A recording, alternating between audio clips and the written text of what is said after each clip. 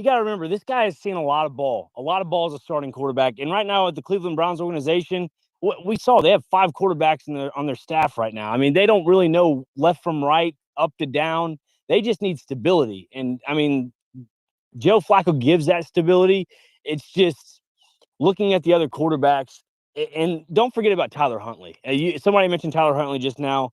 I think that's a guy you're going to have to look at as being a competition booster for Shedeur Sanders. And as of right now, I don't want to look at it as like I'm over giving too much credit to Shedeur Sanders. But if I had to go 1, 2, 3 for, I guess, depth, if that's what the Browns do is keep 3 quarterbacks, I'd go Joe Flacco, Huntley, and Sanders. And primarily just put Huntley at 2 because of the experience he's had in the NFL.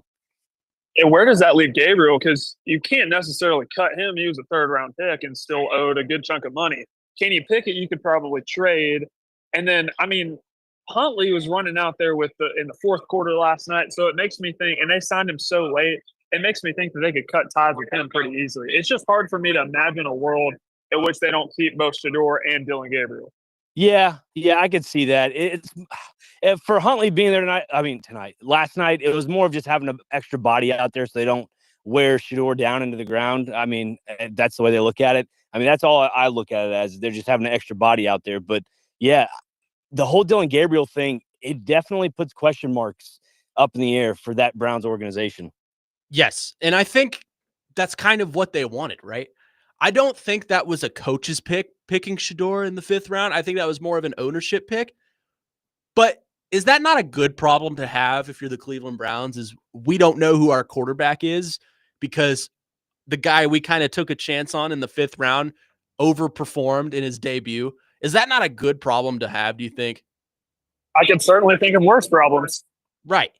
I mean, you could have the problem of we have Anthony Richardson and Daniel Jones as our 2 starters, and neither one of them are good. We don't know which one to start. There are worse problems to have. I'll say Daniel Jones looked pretty darn good the other night. I got to give – I mean, obviously, AR didn't have a lot of time on the field, but Daniel Jones looked pretty darn good. Yeah, he did. His completion percentage was not all there. I think he went 10 of 21, but he had a touchdown pass, passed for about 120 yards. I would firmly put Daniel Jones in the driver's seat in Indianapolis for the starting quarterback job. Yeah, there were a lot of people before training camp, they were saying, oh, man, Daniel Jones has a pretty good spiral. And I don't know if that's just because he has more experience, has the upper edge, but I'm with you. I think Daniel Jones is probably going to be QB1 when it comes to week 1 of this season. Yes. As far as the debate, it's going to be a meltdown tonight if Cam Ward doesn't look like Shedeur Sanders did yesterday. I kind of predicted it yesterday. I thought if Shedeur looks good, a certain portion of Titans Twitter is going to melt down because they believe we should have taken Shedeur with the number 1 overall pick. What does Cam Ward need to do tonight to upstage Shedeur? Obviously, I don't think he'll play as much. He's not going to have as much volume and snaps, but what does Cam Ward need to do tonight to upstage Shedeur Sanders and instill a little bit of hope in this fan base? It's exactly what I said. One, he's definitely not going to play 3/4 of the game like Shedeur did, which you already said.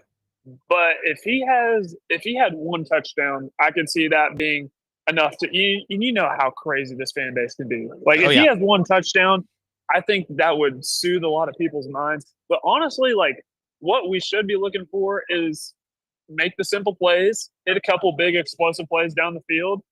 Don't turn the ball over. Be good with your feet and your timing. Hey, I honestly could not ask for much more than that. Yeah, I'd have to agree to that. I mean, it's just such a small sample size that we're going to see tonight from what Brian Callahan has said all week. There's not much to really compare Ward to Shedeur or how to really, like Connor was saying, do better than Shedeur. It's on a different standard, unfortunately. I would love to see him do a full half. I mean, I'll keep reiterating it until the cows come home. Would love to see Cam Ward to just get 1 full half in because I think it's vital for a young quarterback to get a lot of preseason reps. I really do. Yeah. What is going to happen, I think, is you're going to see 2 spectrums of Titans Twitter. If Cam Ward goes out there and looks great, you're going to have, he's the greatest of all time. He is the savior of this franchise. If he goes out there in the small sample size we see him in, it's just, you're going to see, well, he's already a bust. And I don't think you can really take much out of his start tonight. You can see some sparks and some flashes, but I don't think you can create a final verdict based on 2 to 3 possessions from Cam Ward tonight. Not at all, because there are going to be ups and downs for a rookie. It is just a given. And honestly, like, if everything was all, peachy clean and everything, like, I would be worried. So I want there to be ups and downs for Cam Ward. Yes. No, I want to see the mistakes, because as I will hammer out again and again and again, that's how you grow. That's how you learn. Do you think we're not learning right now, being forced into this situation we're in? You two are on Zoom. You don't think I want to have you here? It's awkward for me in this station. I'm doing my best here, but I miss you guys.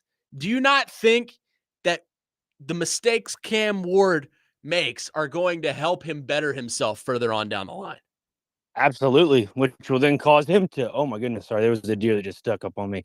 Absolutely. I just think, I really do think that, if he does struggle the first couple series, you got to have him at least play another quarter, right? I mean, if the Titans would listen to my plan, I would have Cam Ward developed by the end of the preseason. Yeah, I agree to that. I mean, Cam Ward aside, I want to see the offensive line play a lot together, because that's the position that needs the most gelling. I need to see Dan Moore and Peter Skoronski and J.C. Latham, and hell, even throw Corey Levin out there together. I need to see them, because that's the glue. When that skill group meshes together, then everything else can start meshing together a lot quicker. The meat and potatoes needs to come together, and that's, I think, the most important thing for this Titans team. Yeah, and that meat and potatoes, man, that run game. Let's not forget about the run game, baby. The run game, yeah. Got to see Tony Pollard and Tyjae Spears gel it together. Real quick before we go to break, let's get into that run game, actually. What do you need to see from Tyjae Spears, not even in this preseason, this season, to prove to us that he is the playmaker that the Titans drafted him to be? I have a quick answer: more carries, more yards per carry, and I would be happy. Take a little bit of pressure off of Tony Pollard, where he doesn't have to be the workhorse back. Because Tony Pollard, Derrick Henry, I'm stating the obvious, not the same player. So Tyjae Spears needs to take more pressure off of Tony Pollard. Yeah, I mean, we'll get into it in a little bit, but I just think they need to utilize Tyjae Spears a little bit differently than Tony Pollard. Yeah, when you do two running back sets in the NFL, it can become predictable. But with Brian Callahan, with the way he runs offenses in the NFL, I mean, let's just see if he has something up his sleeves where he can kind of really deviate from the. For sure. 615-737-1025. Text or call us at that number. Our phone lines driven by WilsonCountyHyundai.com. When we come back, Parker Kelly is departing us as he is having some technical difficulties, but he will be here in about 15 minutes. So, Jake Wellman, I'm throwing you in the ring. I haven't said hello to you yet. First off, hi. Good morning. Good morning. I'm sorry I didn't say hello. It's a lot's going on. You know what's funny is when I started producing, I guess we go back to Force Company, you were the guy that got forgotten a lot. Yeah. And now I have become the guy that gets forgotten. It happens, man. It does happen. I mean, especially when you're in like your own space, like the studio, and I'm the one behind the glass. I get caught up in the shuffle, and you guys get caught up in the shuffle, and then I'm the one that get forgotten about. But good morning, gentlemen. Well, as an apology to you, I want you to play Where Are They Now with us. This is my Super Bowl. This is your Super Bowl. This is your debut of Where Are They Now. Jake Wallman versus Nick Frazier and Where Are They Now, coming up next on Weekend Huddle on 102.5 The Game.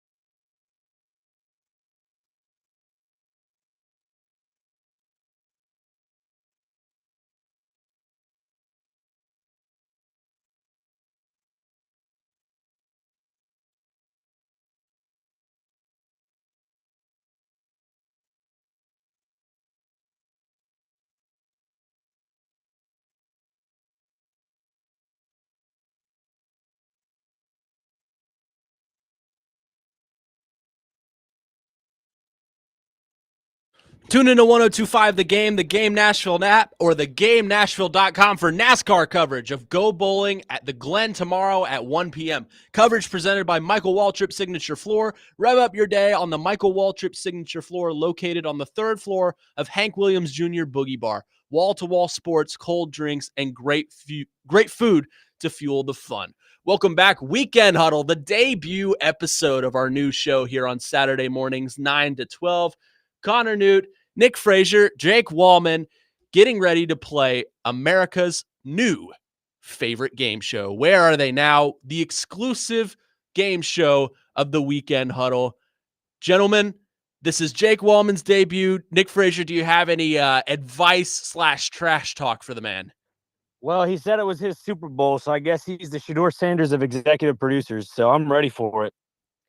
Shots fired. Shots fired. We got a little pregame chirping, and I love it. It's like it's not uncommon that Nick Frazier throws a little shade every now and then my way. You are pretty bullied by Nick Frazier on a weekly basis. Just gonna have to talk to HR about that later. Well, just wait till football season starts. It'll get worse.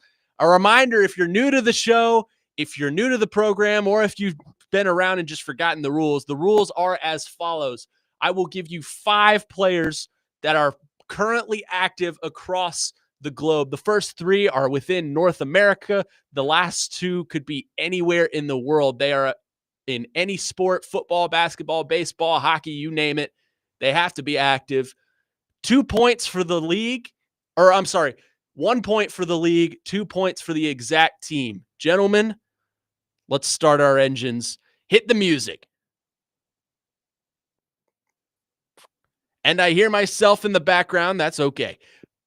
We'll just get that situated. Our first contestant here on Where Are They Now? Former Titan, former training camp darling, former wide receiver out of the University of Louisiana State, Racey McMath. Where is Racey McMath? We all thought he was going to be a training camp darling that just became a Hall of Famer as soon as he hit the field. Special teams weapon. Yes. Always injured, too. Dude was made of glass. So do I get first pick? Yeah, go ahead. Okay. Yeah. I'm going to say he's still in the NFL, and I'm going to go with trying to think of teams that need a wide receiver. I'm going to go with the Saints. Jake Wallman going with the Saints. I'm going with the Canadian Football League. I think he dropped out of the NFL very quick. Going Canadian Football League. And I'm going to go, let's go the Edmonton Elks, if that's a team, I think. That is a team. It's not a correct team, but it is a team. Racey McMath's in the UFL playing for the San Antonio Brahmas. Oh, man, I should go visit him, man. Yeah, you could. Yeah, you're right there. Go see him. Say, Racey, what's up, my man? I could. All right, well, it's a good thing Jake Wallman is playing today because I have a Vol for you. Former basketball, which I think is what you people call them now. Jordan Bowden. Ooh, he has circulated the leagues lately. I'm going to go with the States, but he's playing in the G League. I think he recently got a summer league contract with, was it the Pistons? No. It was around there, yeah. Okay. 2-way contract with the Pistons. Okay. I'm going to go Euro League. And this is in North America, so. Oh, that's right. That's right. Sorry. So he said G League. I'll go G League as well. And I'll go whatever Miami's G League team is. That's that. Okay. You both got the G League correct. Jordan Bowden is playing for the College Park Skyhawks, which is in Georgia and affiliated with the Atlanta Hawks. Oh, it's close. So we are tied 1-1. On the board. You're on the board. I honestly didn't even know if I was going to get on the board when you're making history. When I started. You've already made history. Let's see if you can make history again as I give you a former Kentucky Wildcat football player, arguably my favorite Kentucky football player of all time. Great on that 2018 team. should have won an award of some sort. Not sure which one, but an award. Former Kentucky running back Benny Snell. Where is Snell? Yeah. Was drafted by the Pittsburgh Steelers, has made his rounds. Nick Frazier, why don't you go first? Oh, this is tough. I remember seeing Benny Snell, like you said, with the Steelers. I want to say he's still in the NFL, but I don't think so. I'm going CFL, Canadian Football League. And I'm just sticking with CFL because I feel like that's a good out. I'm going to go Canadian Football League, and I'm going to say the Toronto Argonauts. That's my old standby. That's my favorite CFL team because it's like the only one I know. Jake Wallman. I'm going to go with, Frazier thinks the CFL is a good out. I think the UFL is a good out for me. And I'm going to go with the DC Defenders. All right. You are both incorrect. He is still in the NFL for the Detroit Lions. He is. Wow. I guess they use him as like the practice squad guy. Yeah, he's probably like running back 5 on that team. But regardless, he is still on the team. So we are. Holding up the note cards. Regardless, we are tied 1-1 as we head outside of North America. The final 2 can be anywhere in the world. And for our first contestant outside of the States, I bring you Darius Baisley, former Oklahoma City Thunder, Atlanta Hawk. Where is Darius Baisley playing today? I'm going the Turkish Basketball League. I'm not familiar with any of the teams, but if you see a picture of him, I think his jersey color is black, white, and red. Just make one up. I don't know. The Otters. The Otters. Yeah, the Otters. That's a good guess. Is there so like I guess their mascot would be an otter. Yeah, but they're in otter, so like it makes sense. I'm gonna go with La Liga. Yeah, La Liga. Yeah, La Liga. I'm gonna go with he's playing in La Liga for. I'm trying to think of some cities in Spain. Lisbon. Lisbon. That's Portugal. Oh, that is Portugal? That is Portugal. Yeah, it's close to Alaska. If you're not familiar Madrid, with geography. Barcelona, Madrid. Catalonia. Thank you, Frazier, for being such a good sport. Madrid. Oh, you're very welcome. Well, I'm glad we got a geography lesson there because you're both incorrect. And I'm very disappointed you didn't get this because he is playing in China for the foundational team that this game is built upon, the Guangdong Tigers. Ni hao. Ni hao. Ni hao. All right, so we are still knotted at 1 with our final contestant. And maybe I'm throwing Nick Frazier a bone here, so I'm sorry if you feel screwed out of this one. But he had a very short stint in St. Louis. Former St. Louis Cardinals outfielder Austin Dean. Where is Austin Dean? Jake Wallman, why don't you go ahead? Man, okay. I'm gonna go, or maybe not. I've got my answer ready. It's fine. Oh, go ahead. Go Wallman. Yeah. I'm going to go with he's playing in the minor leagues for. Well, this is outside of the States. Oh, it's outside of the States. Okay. He's playing in in the Korean Baseball League for the Seoul Dragons. I don't know what they're I don't even know if there's a baseball team in Seoul. So I think there is. Nick Frazier. Yeah, there is. I'm going to go is it the NPO or the NPB, right? The Chinese Baseball League? Yeah. Is that correct? The Nippon Baseball League? I'm going with that league, and I'm going with the Kia Tigers and Kia. Yeah, I think Kia Tigers. That's a KBO team, but I'll take it. We have a winner, ladies and gentlemen. And it is history being made today. Let's go. As Jake Wallman walks it off in a pitcher's duel, 2-1. Austin Dean plays in the KBO for the LG Twins. That's I'm just wow. Well done, Wallman. So history has been made. This one goes out to all the haters. Hoist that Lombardi here on the program. Fun day, fun time playing. Where are they now? I don't think we'll do this at 9:45 every week. I think we will move this as the main event of the program moving forward. Next week, We'll start rotating in Newt's Notes and Frazier Files and a new segment for Parker Kelly. I'm thinking we call it Kelly's Corner. What do you think about that, Frazier? Did we lose Fred? Oh, there he is. Yeah, he likes it. He likes it a lot. He likes it. He loves it, and he wants some more of it. That'll do it for hour 1 of Weekend Huddle. Coming up next, Parker Kelly is in the parking lot. I see him walking in right now. He will join us to discuss some college football moving forward this year. What team is not being talked about enough? What team is being talked about too much? That's all coming up next. First off, Nick Frazier, enjoy your vacation. I'll see you here in about an hour. I know you're going to re-hop on with us. Yes. Thank you very much. Yeah, I'm just trying to help celebrate my dad's 60th birthday, man. It's pretty special. So happy birthday to my dad once again. And yeah, I'll see you guys back in Nashville on Monday. Enjoy your golf. We'll see you here in about an hour when you come in for me. But Parker Kelly will join us next. Coming up next, we'll discuss some college football topics.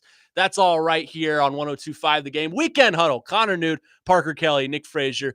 We'll be right back on 102.5 The Game. Thanks, Woman. See you, bud.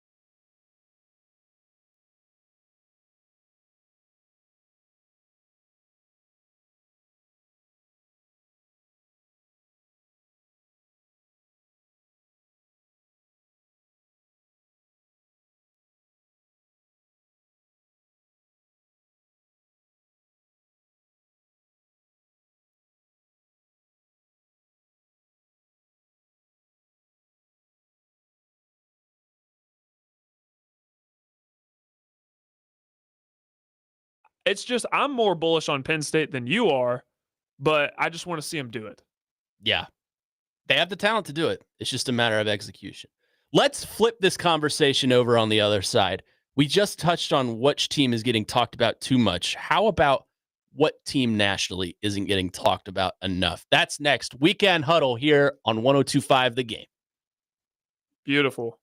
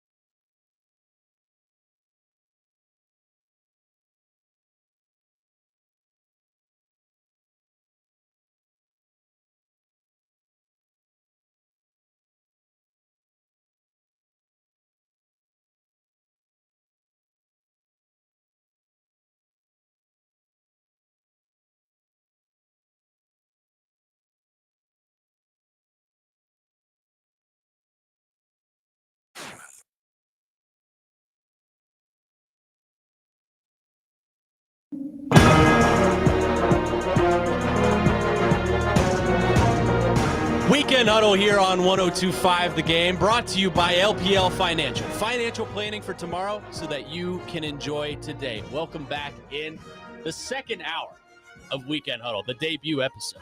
You're getting me fired up with this music right here. This is the Creed best scene. 2. Creed 2, the desert training scene. I mean, doesn't get better than that. My favorite scene of all time next to Avengers Endgame, you know, the obvious come one. on. Yeah. I mean, if you ever feel down, just watch that scene. Seriously, I used to watch it before football games. Just The get me fired soundtrack, up. that soundtrack's incredible. It is. First off. It is. That's probably my favorite Creed movie of the three. Yeah, it's mine. It's my favorite movie in general. Oh, really? Yeah. I love it. I mean, it's fantastic. Connor Newt, Parker Kelly here with you on this Saturday morning. We just touched on What college football team across the nation is getting talked about too much? Let's flip it over on the other side. What college football team today, as it is August 9th, had to make sure I had my dates right. School's starting soon, so I don't. That's right. I'll have once them it down gets to this soon. point of the year, like you realize we have 2 Saturdays left until college football. Yeah. Or is it 3? It's I don't count week 0. yeah, it's 3 then. Yeah. It's 3. Let's talk about which team is not getting talked about enough. I kind of want you to go first because You want me to go I'm on first? the edge of my seat. You want me to go first? Yeah, I want. You want that? You I- like that? You like that? I mean, if I had to pick one, honestly, I'd go in the SEC. I'd go Texas A&M. I like what Texas A&M has. Marcel Reed in year 2 had a great year 1, first of all. Fellow acquaintance, by the way. I've met him multiple times. He is a very, very nice man. Man, he's younger than me. Young man. Which is weird for me to say that someone is younger than me, because that doesn't happen much. Well, it's still true in this business. He's younger. That doesn't happen much He's a in this young business. man. But I love the pieces that Texas A&M has, and I love Mike Elko. I think he's a great defensive-minded coach. I think he brings a lot to the table. Key players for Texas A&M: Le'Veon Moss, their running back; Will Lee III, their DB; Chance Jackson on the offensive line. They have a great offensive line, first of all. Them and Auburn, I'd say, have the deepest offensive lines in college football, or in the SEC. I'll say that in the SEC. KC Concepcio in the wide receiver room. Guy that people need to know. Mhm. Transfer from NC State, Yes. 1,000-yard receiver as a true freshman, 10 touchdowns. They're going to be fun. I can see them squeezing into the playoffs. I don't think they're a national contender just yet, I don't think so either. just because of the conference they play in, and there are teams better than them. Like I think Texas, Georgia, Alabama, LSU are probably all better teams than them. But I would put Texas A&M in that second tier of SEC teams, along with like Florida and Tennessee and Oklahoma. Tennessee in tier 2. Oh, look at you. I mean, we got to be realistic here, right? I guess that's realistic. I like the underdog mentality that I think they have. And I think a lot of people go in expecting this year to be, well, it's just another Texas A&M team. They'll probably go 9-3, 8-4. And maybe they do. But I think in today's day and age, a good 9-3 with a good resume is enough to get you into the college football playoff. Texas A&M plays Notre Dame at Notre Dame. In the non-conference. In the non-conference. That's a tough game. But they were competitive with Notre Dame last year, and I think this Notre Dame roster... That was one of the games of the year. Yeah, it was. One of the games of the year. It was a defensive... If you like defensive football, that was a great one. I think Notre Dame has lost a lot. They lose some key pieces on the offensive line. Jeremiah Love, probably another contender for the best running back in the nation, but they lose their quarterback in Riley Leonard. They're probably going to trot either CJ Carr or my boy Kenny Menchie, former JP2 Knight, out there. Kenny Menchie. I would lean towards CJ Carr. Similar to Julian saying he's a true freshman, but he's got more upside than Kenny. No offense, Kenny. But non-conference, they play Notre Dame. Then we get into the conference. Auburn, that's at home. I could see them winning that. Actually, I could very well see them winning that. Mississippi State at home is an easy win. Florida at home, I would lean towards Texas A&M there. Arkansas on the road, they're a better team than Arkansas. At LSU, I think you could probably chalk that as an L, but you never know. Brian Kelly tends to choke in these big games. At Missouri, I think that would be a win. South Carolina is a toss-up. Stanford, a win. Then, of course, you play Texas at Texas. There are a lot of losses, not losses, but there are a lot of games on here I could see as toss-ups, like that Florida game, like LSU, like South Carolina, like Texas. I think if they win 2 of those 4, then they are probably safely in the college football playoff, assuming they win everything else. Yeah, and I mean, there are a lot of potentially losable games when you play an SEC schedule. I've told you this stat before, but the 1 through 11 teams in terms of toughest strength of schedule are all SEC teams, and Texas A&M is in that group. Texas A&M is the sleeping giant of college football because They are in Texas, which is a hotbed for recruiting. It's really them, Florida, and California, the top 3 states. Yep. So they have no problem getting guys to campus. They have great boosters. They just have not had the right head coach to lead the program. And I think Mike Elko is that guy. This is his second stint in College Station. I don't think he puts up with any bull crap. So he's a no nonsense guy. I love that. I think he is the guy to get Texas A&M on the right path. And if we're speaking in terms of positives, A&M does have one of the deepest lines, offensive line rooms in college football. They have a 3-headed monster at running back, and they get Reuben Owens back. I mean, seriously, could have the best rushing attack in the SEC. Receivers, KC Concepcion, a lot of people need to get familiar with that name. Defense is going to be fine. Good secondary. I just question Marcel Reed because he's one of the guys that if I'm speaking from a pure opinionated standpoint, I don't know. I don't know if he's the guy that is going to lead A&M to where they want to go. I don't doubt that he's an athlete. I just doubt what he can do throwing the football. Yeah, I can see that because that's the knock on him, right? Great athlete, fantastic with his feet, lacks a bit of the arm strength. He's not going to have as much arm strength as the DJ Lagway does, who is just a freak of nature with his legs and his arm. Many people are going to have that arm strength. I mean, genetic freak, first of all. A quarterback that size shouldn't have. He's like Cam Newton in a way, a little smaller, obviously, but they play a lot alike. But I think Marcel Reed's, I hate this term because it gets thrown out a lot for average quarterbacks, but I think he's a game manager. I think he's the kind of guy that you want to put in an offense like that. And let's not be crazy. With the offensive line that they have, A&M is going to be a run-heavy offense. Oh, they should be. And they should be. If you have the offensive line to do it and you have 3 really good running backs, why not? But I think that's where Marcel Reed comes in. Because if you have that offensive line, you have the extra time for him to scramble around the pocket or outside of the pocket. You have the extra time for him to launch it downfield to a receiver. I think this is a team that goes unnoticed. That's a good point you bring up because in college you can get away with that. Yeah. Versus the NFL, you can't. You have to be able to throw. But he can't. And then he has weapons. They also have Amari Nyblack, who's transfer tight end from Alabama. So if he's just able to distribute to those 2 guys, run the football, But again, it comes back to that schedule. Got to go at least 9-3. Yeah, got to go at least 9-3. I think 9-3 is borderline playoff with the schedule they have. And if they expand to 14-16, which is likely, then you're in safely. Yeah.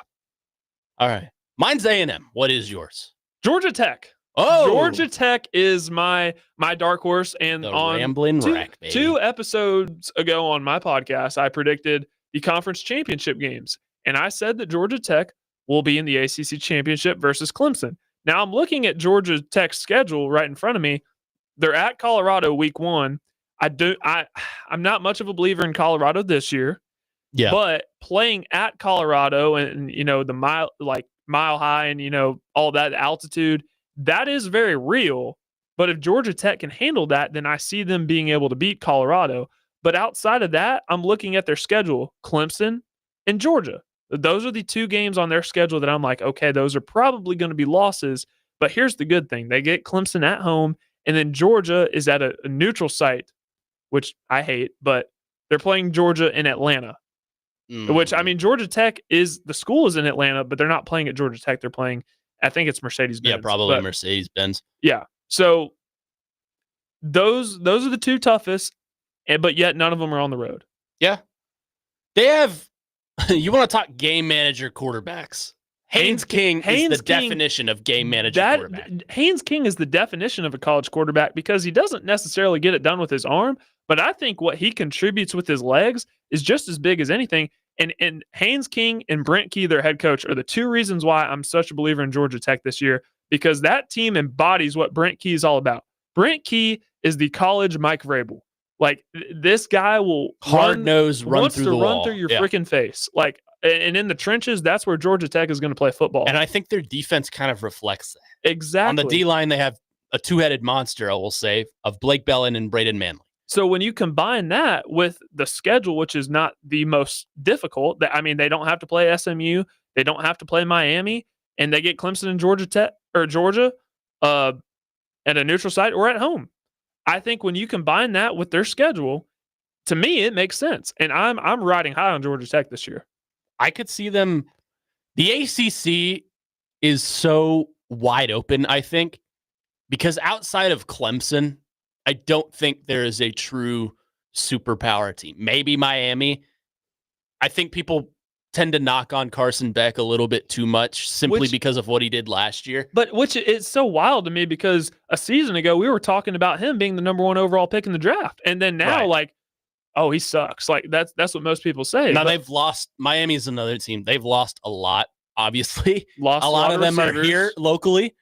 Restrepo, Cam Ward is obviously here. And then over in Seattle, Elijah Arroyo. But they lost their top 6. And James catchers. Williams is here too. Yeah. But Miami is a team that I think is on the up and come. They're similar to Penn State. I just don't trust their coach to get it done. Yeah. That's just me. And Mario Cristobal, like, I hear a lot of people talking bad about Mario Cristobal, but if you look at Miami, like, record-wise, they've gotten better each year he's been there. And last year they were 10-2, which isn't bad. I'd say they underperformed considering the roster they had, and their defense couldn't stop molasses in December. But I mean, like, statistically and as a record, they've gotten better each year. Yeah. So I'd say now Miami, like, you gotta make the college football playoff. I think their window is closing right now. Now they have the benefit of being in the state of Florida, and like you just said, Florida, California, and Texas are probably the 3 hotbeds for college football recruiting. Their problem is they've got 2 other Power 5 or Power 4 programs in the same state that they happen to be rivals with both of them, one of them being in the same conference as them. They're all trying to out-recruit each other. That's just how it is. Yep. So it's a matter of, can they put it together, bring in all these recruits? I don't know. They're just a team. They fall into the category of teams that I think are being talked about too much. But yeah, you're still talking about Miami. Yes. So Miami, Notre Dame, week 1. At least they get them at home. Then they get Florida at home. They're at Florida State. They have Louisville in there. They're at SMU. Here's where I really start to. So if Miami is fortunate enough to play in the ACC championship game, their last 2 games, they're at Virginia Tech and they're at Pitt. Pitt is another dark horse team, I think, in the ACC. Love Eli Holstein. But, like, Miami, they're literally at the bottom, the very bottom of the United States. If you think about going up to Blacksburg, Virginia, that's a hike for them. And then at Pitt, even more of a hike. And then if you're playing in the ACC championship game, that'd be a 3rd straight game on the road in a cold environment. Yeah. I think that'd be tough for Miami. Yeah. So I don't know. Right now, my gut tells me they won't make it, but I think they have a shot. That is an interesting point. There is one more team I want to ask you about, and we'll get to that on the other side. I am very torn on how to feel about them. We'll do that next. Connor Newt, Parker Kelly here on Weekend Huddle on 102.5 The Game.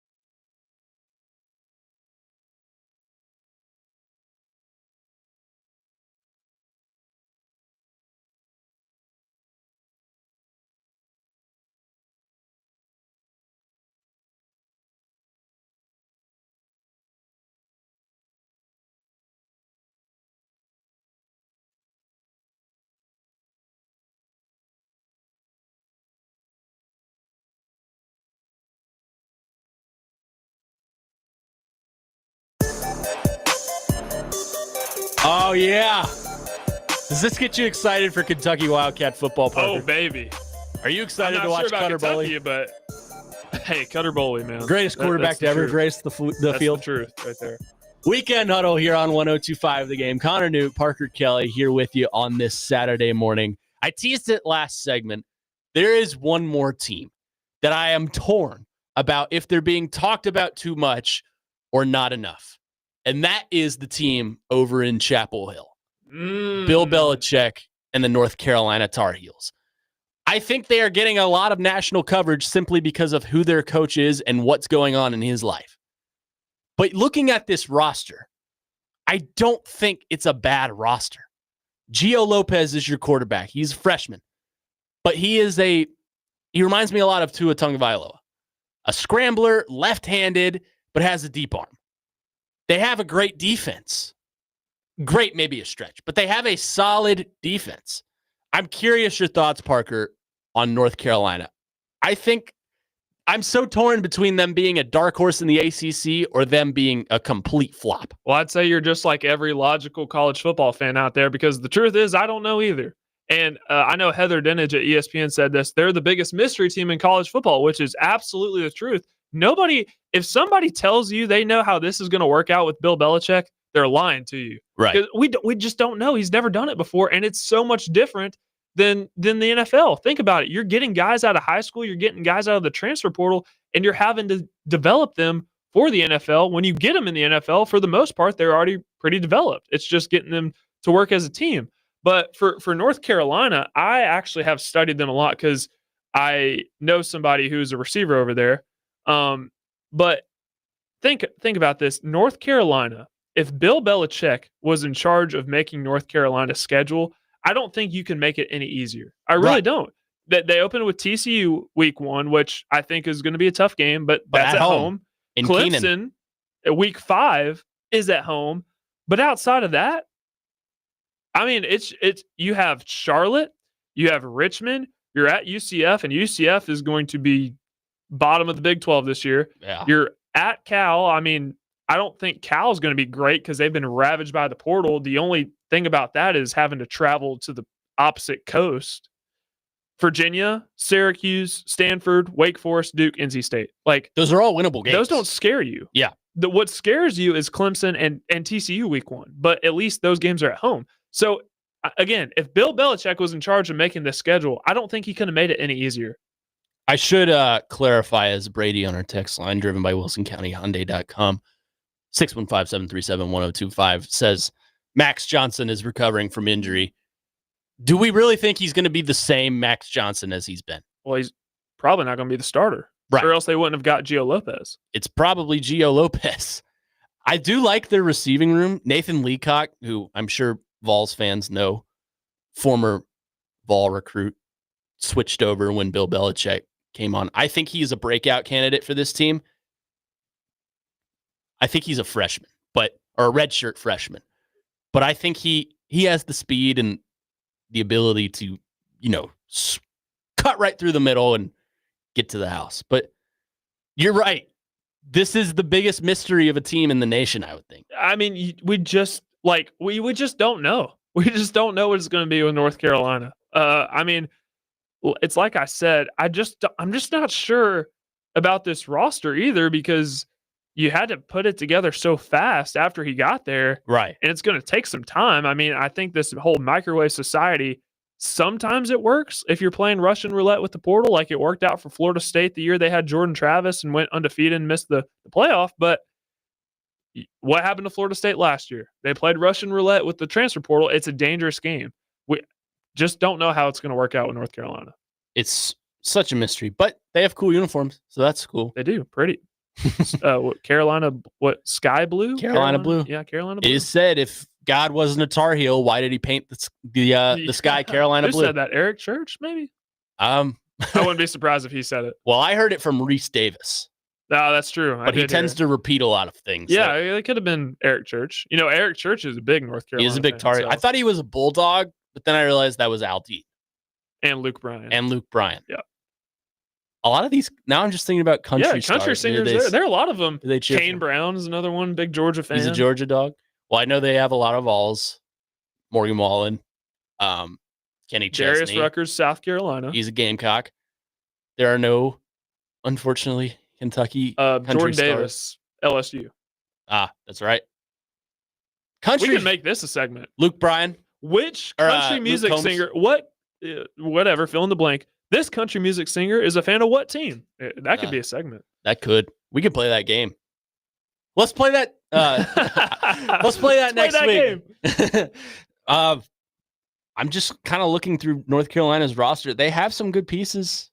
They got some pieces from Tennessee that were, fringe, scholarship receivers. Nathan Leacock. Dayton Sneed, receivers from Tennessee. Just flipped a tight end commit too.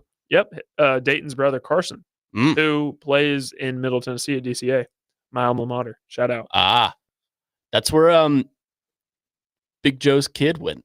Mm-hmm. JJ needs to come on the show, man. I'm sure Big Joe would not approve of JJ. Yeah, because I've heard Big Joe saying, this is Big Joe's words, not mine, that he doesn't know a lot about sports. Oh, we'll get him right. We can help him out. We'll get him right. Parker, I know you got a plane to catch, so appreciate you hopping on. Hey, enjoy your time with Nick Frazier. I will. Not sure what we're going to talk about, but you'll figure it out, and we'll all out. be back together this same time next week. It'll be great. And me are going to have a lot of time together between this and the Game Blitz, which is coming soon here in a couple weeks. That's going to be fun. Filling in with Jake. Next man up. Yeah. Next man up. You'll hear a lot of us, so don't get tired of us yet. And you, of course, got the air raid, which I have still not been invited to be on. Oh, no. You will be on soon, sir. You will be on This soon. is my audition to be on the air raid. And you did a great job, so you're at the top of the list now. Okay. I'm atop the power rankings. That concludes hour 2 of the Weekend Huddle. Coming up next, Nick Frazier rejoins me. He resurfaces from the ether to talk probably some Tennessee Titans football. It's game day today on this Saturday. That's coming up next. Weekend Huddle, Connor Newt, Parker Kelly, Nick Frazier, 102.5 The Game. ElectronicExpress.com. We've got that.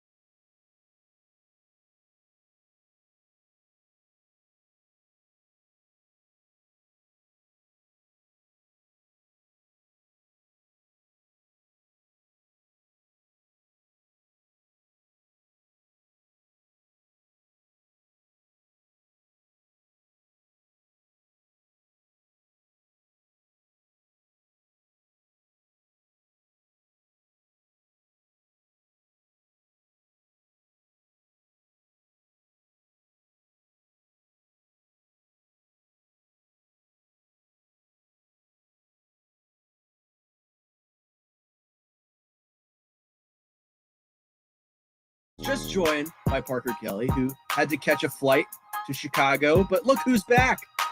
In the Dr. flesh. Crane, DC, Nick Frazier in the flesh. Coming back. How's San Fran? I know you're out there now. San Antonio, yes. It's not too shabby. Not too shabby. You know, there's same starting word. Yeah, San. They're all a saint in some regard. No, it's pretty hot here. I mean, we're talking 104, 103. Yeah, just as hot as it was at Titans training camp the other day. Oh yeah. Well, I wasn't out there because I don't think I'll ever get to go to another practice again at this point. School starting and, taking over Jake's show as the producer. I don't think that's in the cards. Yeah, how'd you like it? 1 weekend as the EP there.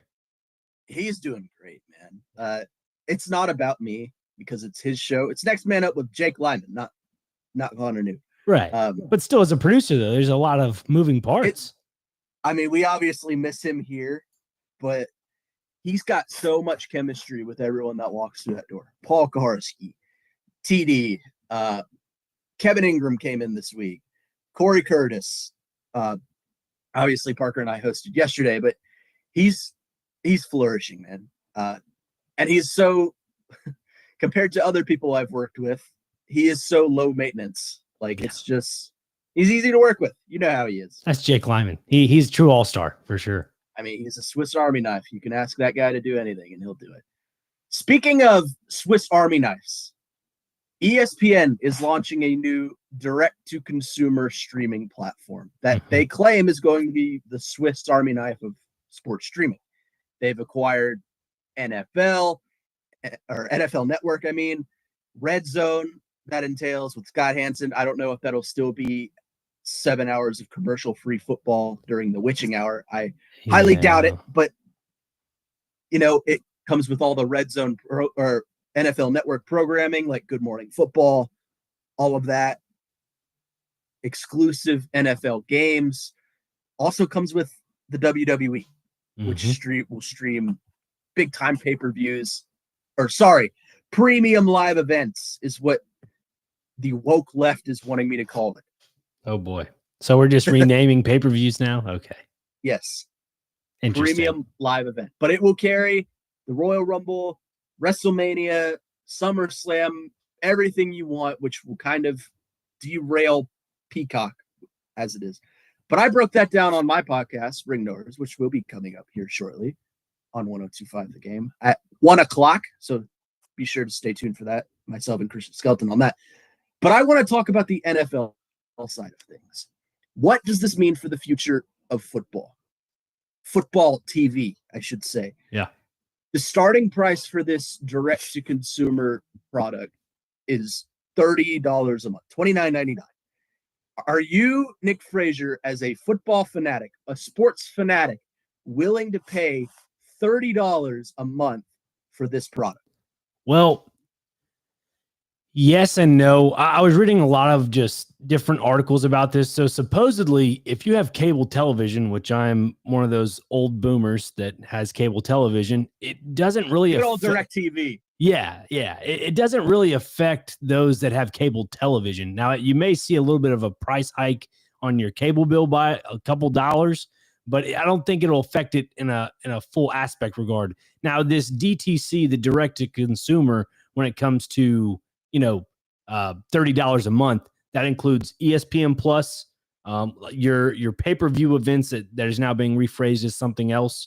And I think that entails the UFC too. Yes. I know UFC, their deal right now is like $72 or $89 a year or something like that. And you get all the pay-per-view events or something. I don't know. You know more about that than I do. But yeah. They stream on ESPN Plus as well. Yeah, they all stream on ESPN Plus. I know the fight nights that are free. They're like the free events. Yeah. You can watch those on ESPN Plus for the prelims, and then you watch the prime time main card fight on ESPN Plus. That's their hook to get you to go there. But overall, I think this is a okay. I'm just gonna stay even with this. I think it's an okay move.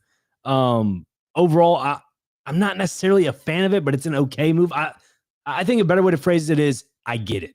I get it. That this is the new landscape of consuming sports. It's all digital. You're on your phone. You're doing this. And I mentioned this last week, Connor. I don't know if you remember this or not, but I was listening to a podcast, and I don't know if it was a former ESPN exec, whatever it may be, but he mentioned you may see games that are like Alabama, Auburn, the Iron Bowl, and 3 to 4 years down the road where you got to pay $5.99 to watch that game. There's going to be a premium price to watch those type of games. Now, that's all hypothetical, but could it get to that? That's the thing. Could it get to that with this direct-to-consumer concept? Because I feel like the $30 a month is the hook to say, oh, at the beginning, you could watch NFL Red Zone, you can watch NFL Network, all these extra NFL games and everything like that. It's all sunshines and rainbows when you first watch it. That's great. Yeah. But then 5 to 6 years down the road, whoa, I'm paying $5 to watch Clemson versus Georgia Tech. I don't want to watch this game. Wait, why is this on my bill? Then you're going to be back and forth with communications. I need refunds. No. This is where the head case goes. I'm with you. I see the appeal of, wow, I can have the NFL Network and I can watch Inside the NBA and WWE all in the same place, the same service. It defeats the notion of, I got to go to Peacock to watch WWE, and then I got to go to Amazon Prime to watch Thursday Night Football, and then I got to go to whatever, YouTube TV to watch actual live sports. I think I see the appeal in this new service. Now, the price point is what I think will drive people away. I think your diehard fans are going to probably cancel some subscriptions and move some money around and pay the $30 a month just to get the appeal. But the casual fan, let's say I'm a casual Chicago Bears fan. Like I follow the team, not entirely closely. I stick around to watch every game that comes on national television, but I don't have the Sunday ticket or say what have you. I don't think that type of fan is going to go for a $30 a month price point when they can just, watch whatever. You're Chicago, so you're a national market. You're going to be on national TV multiple times a year. And then, some of them get VPNs and stream it that way. Some of them just wait till a couple hours after the game, go silent. Someone will post it probably illegally on YouTube or Reddit or something like that. The piracy aspect of it. Or even if you want to go truly hardcore, which I can't see myself doing as someone who enjoys live sports, you wait the next day and watch the highlights. That kind of fan, to me, is not the kind of fan that this is a target for. Now, as far as you talking about within 5 years, we're paying individually for games. That to me is a complete hypothetical. But I do think in the defense, I think the starting rates of said streaming services are going to escalate. You're going to get higher, especially if there's a high demand for something like this. Mm-hmm. Like you have, let's say they oversell. They sell 120% of profits, whatever. I'm not a business guy. I'm just kind of, trying to make myself sound smart. Anyways, throwing an example out there. Let's say they oversell and they massively exceed expectations. Do you not think that they're going to somehow, we're going to acquire rights to the NHL network, but it's also going to cost you $35 a month instead of $30? I think that's where it will start trending.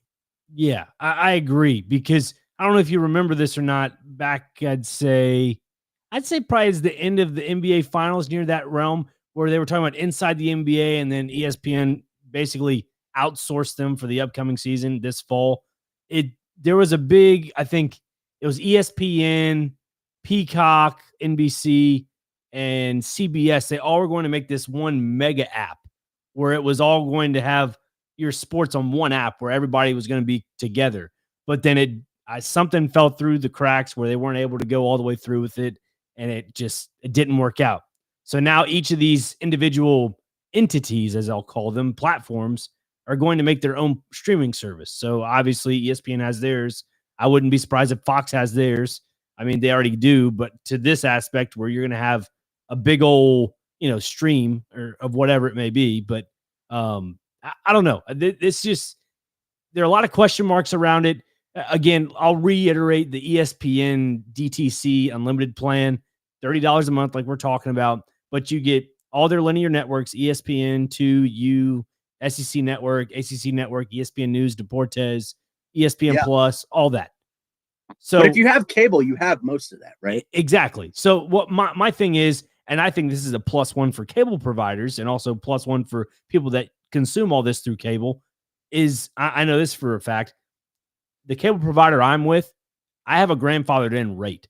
So if ESPN decides they want to add something to their plan or they want to do something else, +1 to the boomers that watch it on cable television. Sure, you may be 2 seconds behind, but guess what? You're saving $25 a month. I'm fine with that. That's exactly what's happening here. Because all this is essentially ESPN and Fox Sports and all that. They're introducing a sports package like if it were cable television, but for all the people out there that have YouTube TV and streaming platforms. That's all it is. Yeah. It's just the digital cable package. They're garnering off the younger generation. They're garnering off people like you and me who are in the demographic of, well, we watch off of streaming service. Now you're a little different because you have cable. Right. But in my family, we have YouTube TV. We don't have traditional cable. We stream, you still have all these channels and stuff, but it's not the thousands and thousands of channels that cable has. Right. It is like maybe 100 channels. Now you have your essential ESPN and your SEC network and all of that, but you don't have the ESPN news or ESPN 6, whatever ESPN you want to talk about, CBS Sports Network, those secondary sports channels that not a lot of people watch, where you'll find, like, no offense to MTSU, but MTSU and FIU on a Tuesday night. Right. We don't have access to that. So I think they're trying, that's kind of the allure of ESPN Plus, right? Is that you have the ability to go and watch these lesser known games. Or when we get to college baseball season, a lot of those games are carried on that. Like, I have a lot of friends that are Tennessee baseball fans. The SEC network only airs one baseball game a day, pretty much, maybe two, if they, correlate time-wise. All the other ones are on ESPN Plus or SEC Network Plus. I think by incorporating all of these things, and I believe they're going to add more. They're going to go, we've acquired the NHL network, or we're acquiring the MLB network, or whatever network is out there. They're going to reach that point, and I think that's just going to cause an incline in the prices. Unfortunately, that's just the world we live in right now. You're right. That is exactly the world we live in. It's just about price hiking right now. The one thing I want to get to real quick before we go to the break is, has this ESPN, I guess, DTC, direct-to-consumer consumption affect college football? And obviously I mentioned earlier the paying $4 or $5 for one game down the road, 4 or 5 years down the road. Maybe that happens. Huge hypothetical. But for me, something at the initial standpoint right now is you look at college football as a whole, and I just see a lost opportunity when it comes to, if you're doing direct to consumers, like how the Dallas Stars had their own app and they were able to stream all their games that way. The Longhorn Network. Yeah, like the Longhorn Network. I remember. I think ESPN owns the entities to that.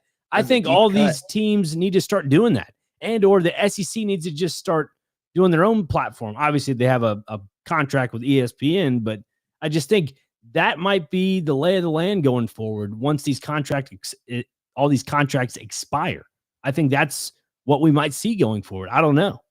I think we need to go back. This is just a me thing. We need to go back to kind of our roots, the olden days. I'll use the Predators as an example.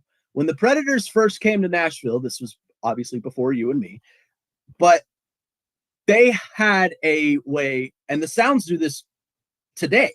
They would broadcast the game on television, and the television call would be the exact call that you would hear on the radio. It was a simulcast.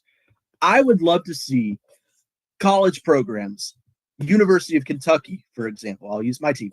I would love to see a University of Kentucky produced, not student produced, university program produced, televised game where I can hear Tom Leach on the call calling the Wildcats. And, we have Wildcat transitions, and kind of like in pro sports, we have, you have your, what is it now? FanDuel Sports. Yeah. The Cardinals have their own local broadcast with Chip Carey on the call.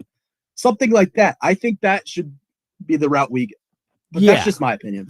Apple TV does something like that. They do a local radio broadcast option when you're watching the game live. You could do the Apple TV, I guess, TV broadcast, or you could have the option to go listen to the radio broadcast and they sync it up with the in-time live feed, which I think is genius. Which is awesome. Yeah, it's genius, honestly. So that's my biggest concern. And also, too, could there be a college football red zone that we've all been waiting for?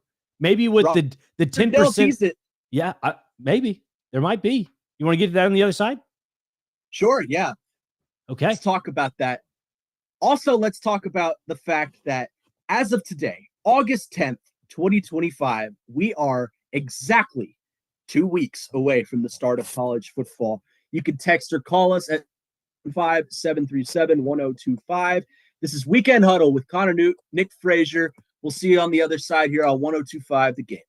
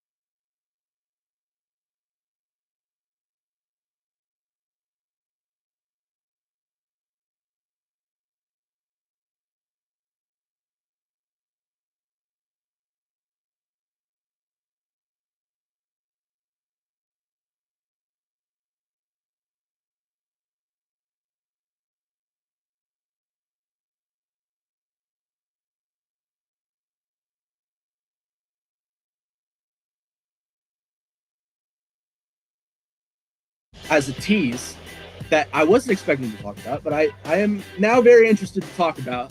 Roger Goodell teased it earlier this week, and that is college football red zone. Similar to NFL red zone with Scott Hansen, if you're not familiar, that is quite literally, or at least it used to be, 7 commercial-free hours of football. He takes you around the league, every single NFL game, all 32 teams in action. What would a college red zone look like? Would it be exclusively Power 4? Would you have some G5 in there? What do you think that would entail, Nick? I mean, there's so many tentacles to go from this. You could do an octo box, and you could have maybe with so many college football games, if it's group of 5 or Power 4, you could have an octo box channel by itself for red zone. You could have, I guess, your Power 4 red zone, group of 5 red zone. You could do multiple, you could branch out of this multiple ways. And I think it'd be genius for if it would be ESPN or any other entity to do something like this, especially ESPN, because they have the 10%. Well, I guess NFL has 10% rights ownership of ESPN, but then that gives ESPN the opportunity to use NFL Red Zone. So if you were to make a college football red zone, this I think would be a home run. This is what college football fans have been yearning for years, Connor. Right. And I think you're right. I think you would have to split it up on some level, because if you're watching the Power 4 red zone, chances are you don't want to hear, now let's go over to 1-8 Western Kentucky and, 0-9 FAU, whatever. Those are just 2 examples, nothing against those 2 teams. I think you would have to keep it separate. Like, let's say, I think there's only one man in my mind that could do this, and that's Reese Davis. Reese Davis says, all right, here is Clemson and Miami live from Death Valley. We now send it over to the SEC where Arkansas and Texas A&M are doing battle. That's how you have to do it. You got to go around the Power Four. You got to go, people want to see the marquee matchups. Chances are, if you're watching the big time matchups, you're probably going sicko mode and just, you got YouTube TV has the multi-view now. You do that. Or if you're really old fashioned like me, you got one on the laptop and one on the TV. That's how you do it. Now, as far as G5, that's where the Sickos Committee. Are you familiar with that account on Twitter? I am quite familiar with this. Yes. It's pretty hilarious. That's where the Sickos Committee would come in. And that's where you see your 3-9 MTSU taking on, 0-12 TSU. Yeah. For example. I kind of have an intrigue in that, because you would see these programs you're not used to seeing on TV. Like, you're going to go see Maction on a Saturday morning. And this is before, obviously, Tuesday night Maction kicks off over on ESPN. But you would be able to see, like, all right, let's head down to Akron and Toledo taking on each other. I think it's a brilliant idea. I think that is money in ESPN's pocket. And I think that is just an upgrade in the world of college sports. Yeah, the only issue I have, and I think they'll run into this issue if they ever were to expand this way, is sometimes those Maction games that are on Tuesday nights or Conference USA games that are on Tuesday or Wednesday nights, they're normally through CBS or they're through another entity, which, that means, I guess ESPN's got to cut some of their pie. You want some of this pumpkin pie? CBS will give you some, but for only 2% and not 5%. Which makes me curious how NFL Red Zone is going to work, because you're going to have games going on multiple stations. Like, you'll have a game on NBC, you'll have a game on CBS, and you'll have games on the NFL Network. I am curious to see how they do that. They will obviously have to make mention of the other stations. Oh, yeah. But I think they're going to make it work. The thing that sticks out in my mind is, if you did a G5 one, that's money in those programs' pockets. More exposure, absolutely. Like, if I'm Miami, Ohio, I am jumping at the idea of my G5 program being showcased on a G5 specific program, television program, that is. I think those athletic directors would be jumping at that idea, because that's more eyes on their program. Whether they're good or not, you still have viewers looking at your product that you're putting out on the field. And guess what? That's money in your department's pocket. That's money in Chris Massaro's pocket right there. Mm-hmm. A guy who's a part of the committee, by the way, college football committee. Yeah. So, nice guy. Yeah. Talked to him a few times. He's always good to us. Indeed he is. He needs to get us out there to the MTSU, out to the borough. Please. I would love to broadcast right from my good old Walnut Grove. Those squirrels they would come up right out on the table. We could get Lightning on as a guest. That'd be fantastic. I've got some connections. I think we both have some connections to Lightning. Yeah, we got some pull. There we go. I could ask Lightning. Although I am one of the few people that has ever heard Lightning speak.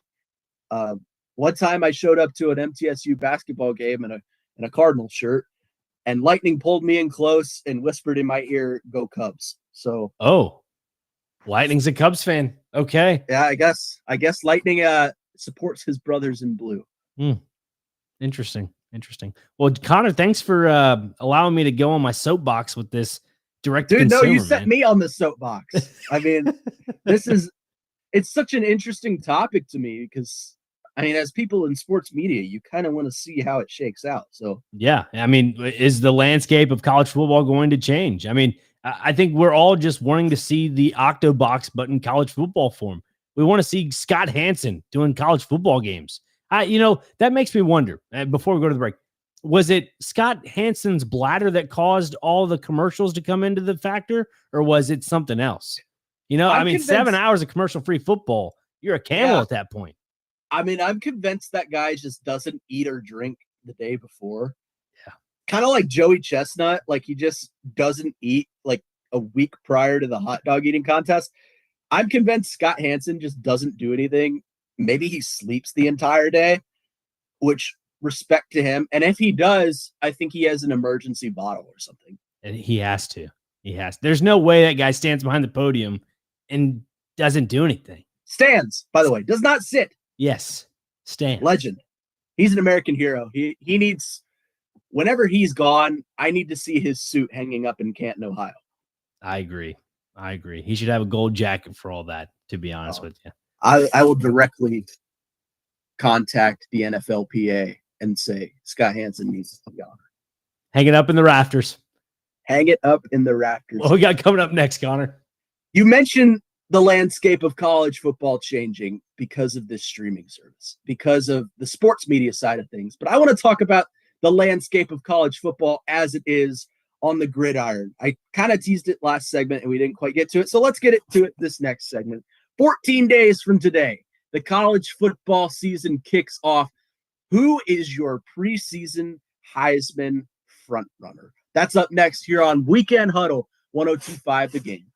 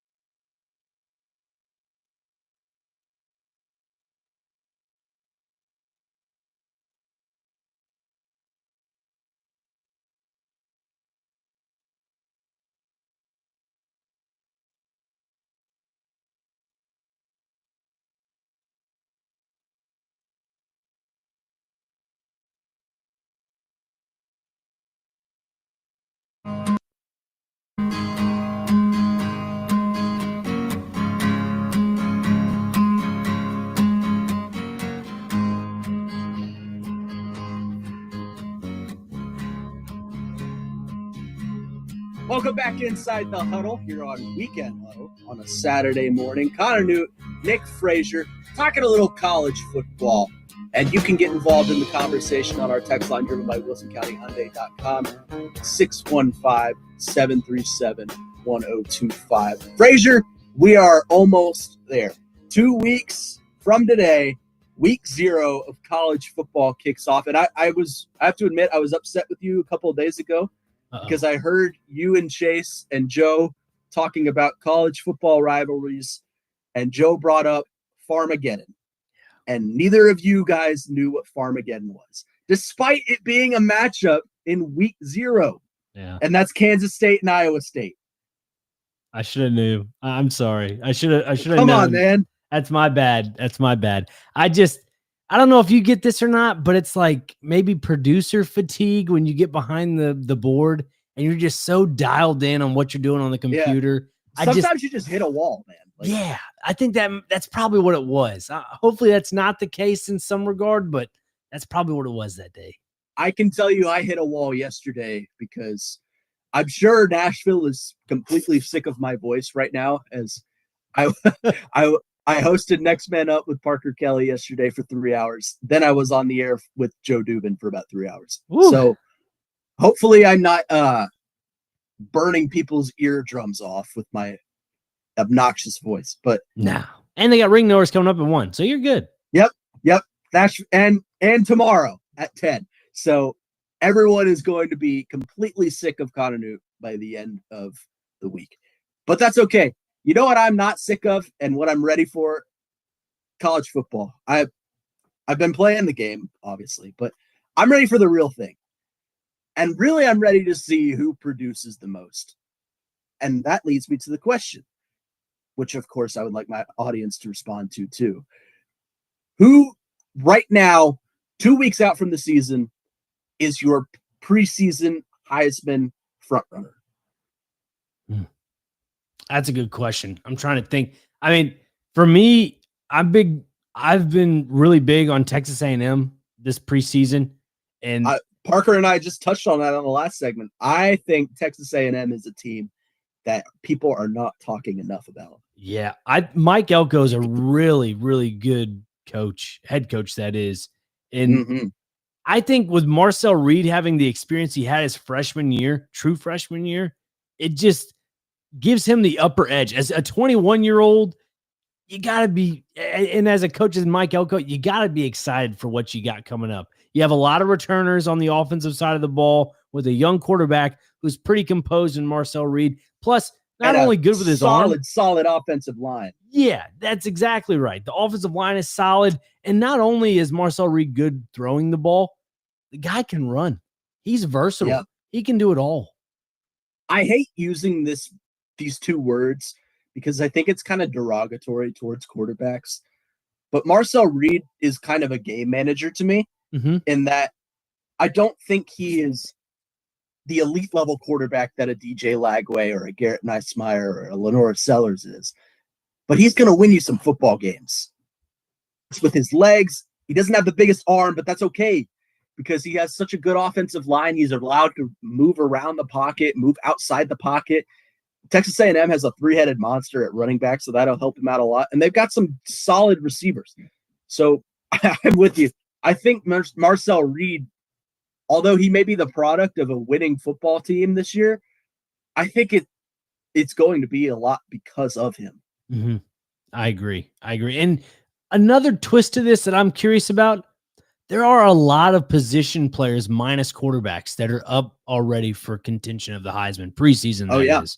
You got Ryan Williams, wide receiver out of Alabama. You got Jeremiah Smith, another wide receiver from Ohio State. Jeremiah Love, can't forget about him. I mean, that's somebody. Nick Singleton. Yeah, Nick Singleton. I mean, a lot of these guys are pretty good. The fact that I take it back. That is exactly why I love college football more than the NFL, is because when you look at the MVP race in the NFL, it's always quarterback driven. You look at the Heisman race in college football, there's always a position player involved. They may not win, but yet they're going to be in New York. We say as a position player just won it last year. Exactly. So, but that comes off the heels of two historic seasons by two historic position players. Travis Hunter is, once in a generation type player. You're probably not going to see that kind of player for a really, really long time. Yeah. And then Ashton Genty just had the best rushing season in like 40 years. So Yeah, I mean it's crazy because there's so much good talent at that college level, and it's unfortunate that all of them can't win the Heisman, but that's why you have individual like awards for each position. Kudos to college football, just as a category in itself for being some of the best of the best when it comes to athletes. Let me throw one more quarterback at you. Sure. Let's go outside the SEC on this one. What do you think of Cade Klubnik out of Clemson? He had a great season last year. 3,639 yards, 36 touchdowns, 6 interceptions, completion percentage of 63.4. QB ratings don't really matter as much in college as they do the NFL, but he had a QB rating of 148.2. That's efficiency right there. It is. It is efficiency. Not sold quite yet on Clemson as a whole. I got to see what they can do this season. Yeah, I know that sounds very chintzy of me to say, but Cade Klubnik, he's got the intangibles to really make a statement for himself this season coming up for the Heisman race. But I just think there are a lot more athletes out there that are better than him. And it may not be at the quarterback position, but at other positions as a whole. I mean, I don't know if you can put the name Cade Klubnik with a Jeremiah Smith or a Cade Klubnik with a Ryan Williams. Nonetheless, it depends on the quarterback play for Alabama if they can service the ball to Ryan Williams. But I mean, I trust Ty Simpson, baby. Yeah, I don't know if I can. I don't know if I can trust a Cade Klubnik going up in a hostile environment this fall. Let's say, I don't know. Let's say it's either Duke or SMU, or I think both those games are at home. As I say that, oops. Yeah, they are both at Clemson. So let me take that back. UNC maybe. I know they start their season off this year with LSU, and that's a home game for them. They're listed as the home team. So I don't know. It's very interesting. They have a favorable schedule. I could see where he could pad some stats, but in due time. But I'm just not quite sold on Cade Klubnik yet. I'm very high on Clemson. A, because I think they return a lot of talent. Mm-hmm. B, because I think you look at the ACC and the depth of that conference, I think it's Clemson's to lose. Yeah, you have maybe Miami, but they've also lost a lot of talent. Obviously, we know some of that talent here locally with Cam Ward and Elijah Arroyo, or not, well, he's in Seattle, but Xavier Restrepo, James Williams on the defensive side, all here in Nashville, playing for the Titans. But outside of that, I mean, UNC is a mystery to me. Duke is supposed to be good, but I don't think they're on the level of a Clemson or Miami. Same with Louisville. SMU, I think they returned Kevin Jennings, but outside of that, I think they take a little bit of a step back. I think the ACC outside of Clemson is so wide open for that second team to come. And that's why I think Clemson will kind of just run away with it, because I think they're miles ahead of every other team. Yeah, no, I agree to that. Absolutely. I think another team in the ACC that might give Cade Klubnik and Clemson a run for their money, watch out for Stanford this year. You know, they got Frank Wright, former Indianapolis Colts head coach, and obviously you got Andrew Luck as the general manager for Stanford. So watch out for the Stanford Cardinals, man. That's a team that might be sneaking up on some people this year in the ACC. You just made our good friend Alec Iomanner very proud by saying that. Hey, Alec, I don't know you personally, man, but yeah, you're Stanford Cardinals, man. They got something going on out there. He was on with Jake Lyman and I the other day. He was great. Very well spoken. He seems like a true pros pro in that regard. I mean, not trying to put a Titans twist to this, but I was listening the other day when I was hosting with Big Joe down at the Omni. Cam Ward spoke on, Alec Iomanner and Calvin Ridley. I mentioned this to Joe. Jeffrey Simmons and Tavondre Sweat have that bond because everybody kept preaching, oh, T Sweat needs to be with Jeff Simmons everywhere they go, if it's film, whatever. I heard Cam Ward say something about that, but for Alec Iomanner, basically saying Calvin Ridley took him under his wing and he's learning from him.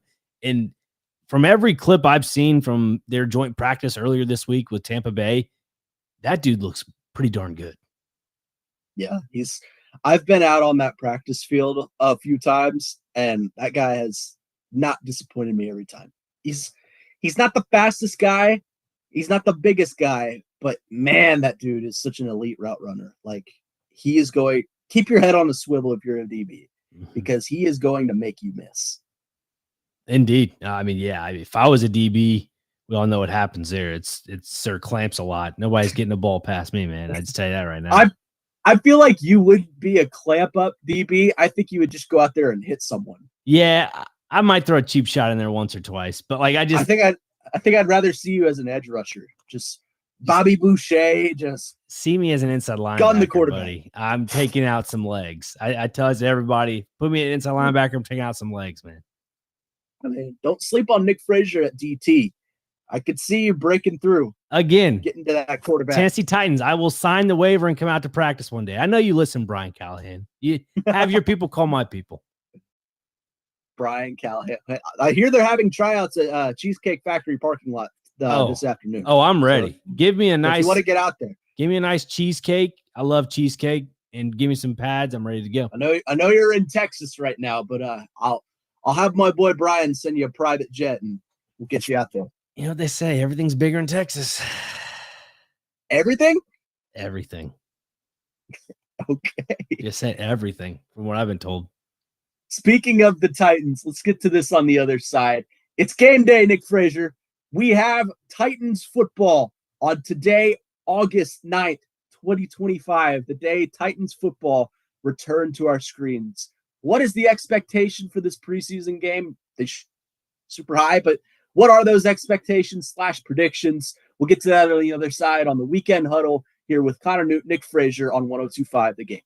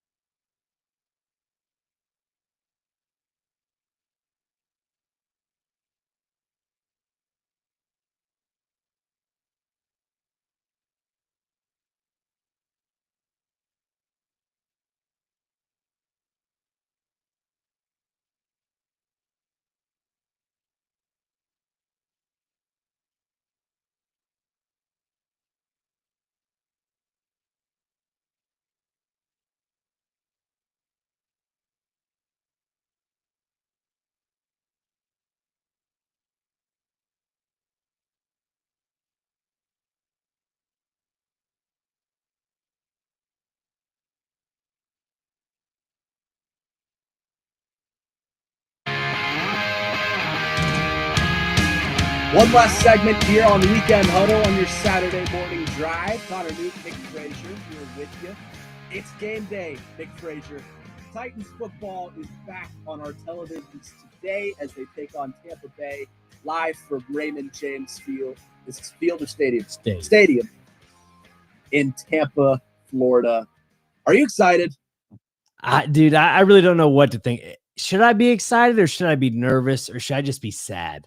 Because this team hasn't won a game in a long, long time. It's just, I don't know what to feel about this, man. I'm excited to see Cam Ward, but after listening to You're a not couple gonna see much of Cam Ward, I'll tell you that. That's what I'm saying. I'm excited to see him like the first couple series.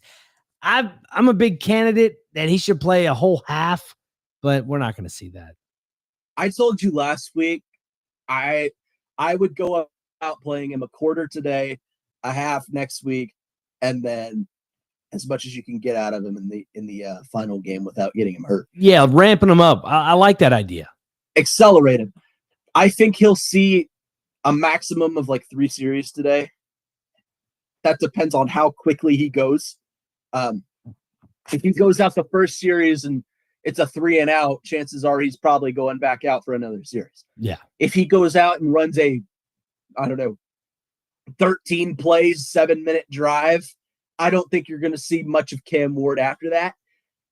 But I am excited to see what he looks like against real NFL competition. Granted, they may not be all starters. I think Todd Bowles said that Tampa Bay is not going to play many starters tonight. But still, those are an NFL player is an NFL player. You're in the league. You're auditioning, I guess, to be on that Tampa Bay roster for a reason. So I'm curious to see and in an enemy stadium, nonetheless. Not that there's going to be stadium pulse, for lack of a better term. There might be. But there might be.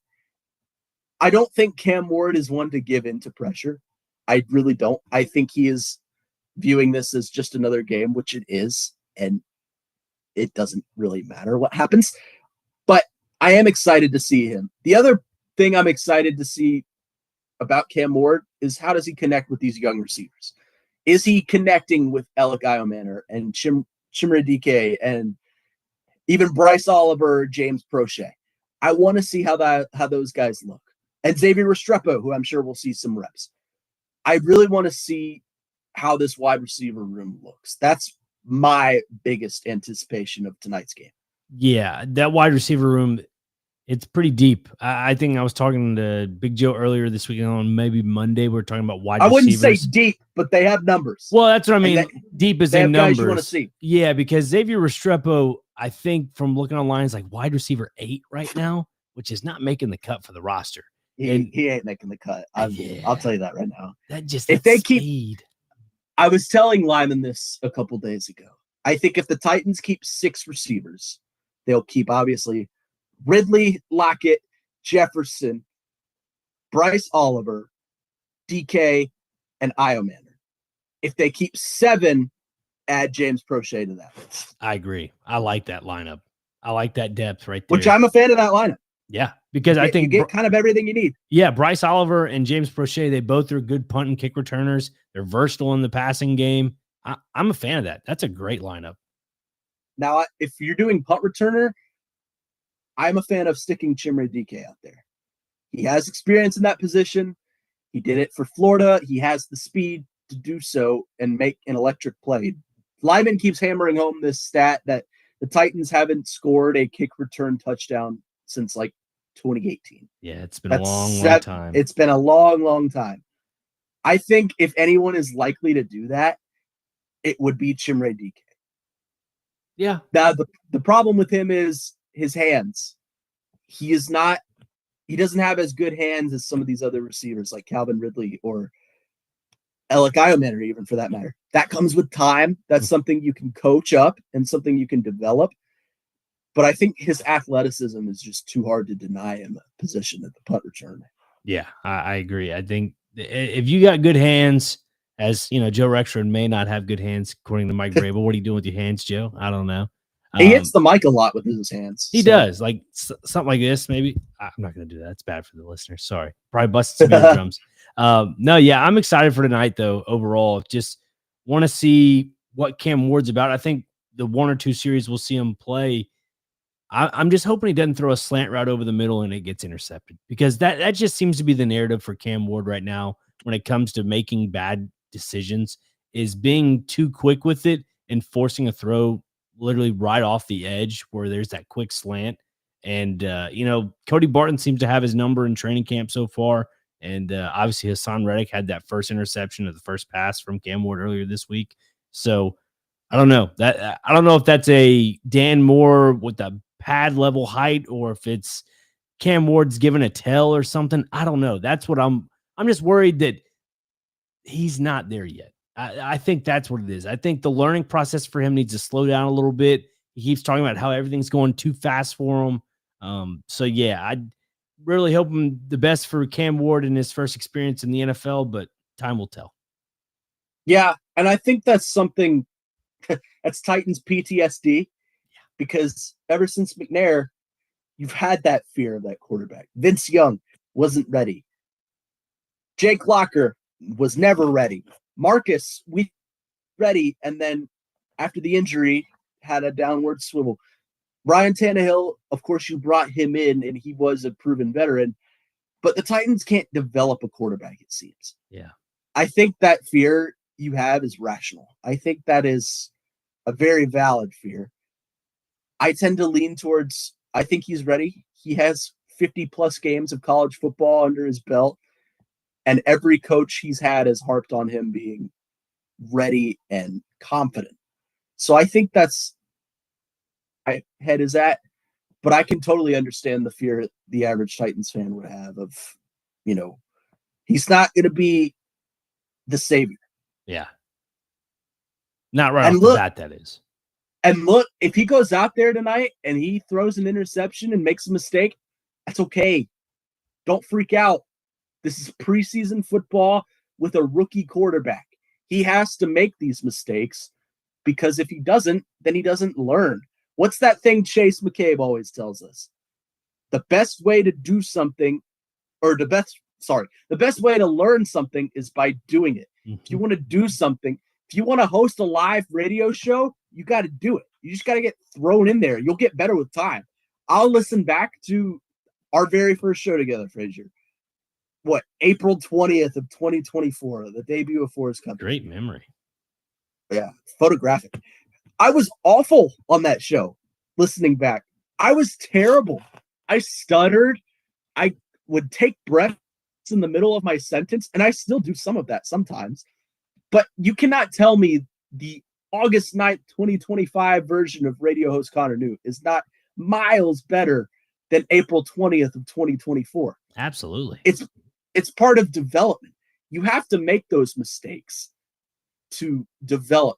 And that's in everything.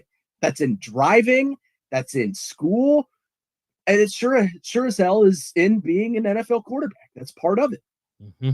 I agree. And with all that being said, Connor, I will be taking the Titans to win tonight, 24-14. Wow. Okay. Yeah, I'll take the Titans too in a low-scoring barn burner. Oh boy. I'll take them 17-10. Oh, okay. I think Cam Ward has 1 touchdown on the night. I think he scores on the opening drive. Real quick, Jake and Corey Curtis were talking about this. What is the very first play that the Titans run? Draw play up the middle. That's what Corey said. Yeah. Or no, sorry, that's what Jake says. Yeah, draw play up the middle. Has to be. I think it'll be a screen to the outside to Calvin Ridley. You think? Yeah. We'll see. Bubble screen. I feel like right outside. A draw play up the middle just sets the tone for the game. It just sets the tone. You get 4 or 5 yards. Pollard. Yeah. Yep. Hand off to Pollard for 3 yards. That sounds like such a Titans thing to do. I mean, they're a run-first team. Remember that? Don't forget. They're a run-first team. No, well, also don't forget, nobody runs on the Tennessee Titans. Nobody. Well, Connor, this has been fun for this hour, man. Of course, man. Yeah. That'll do it for us here on Weekend Huddle. I almost called it Weekend Update, and I realized that's Saturday Night Live. But we are Weekend Huddle, of a new show, sort of a rehash of Forrest Company with the addition of Parker Kelly. But we will be here every week bringing you new segments, new fun, new chemistry, a whole lot of new era here on 102.5 The Game. But that'll do it for us here on this Saturday morning. Enjoy Titans football on our screens today. For Parker Kelly, Nick Frazier, Jake Wallman behind the glass, I am Connor Newt saying so long. We'll see you next week here on Weekend Huddle on 102.5 The Game.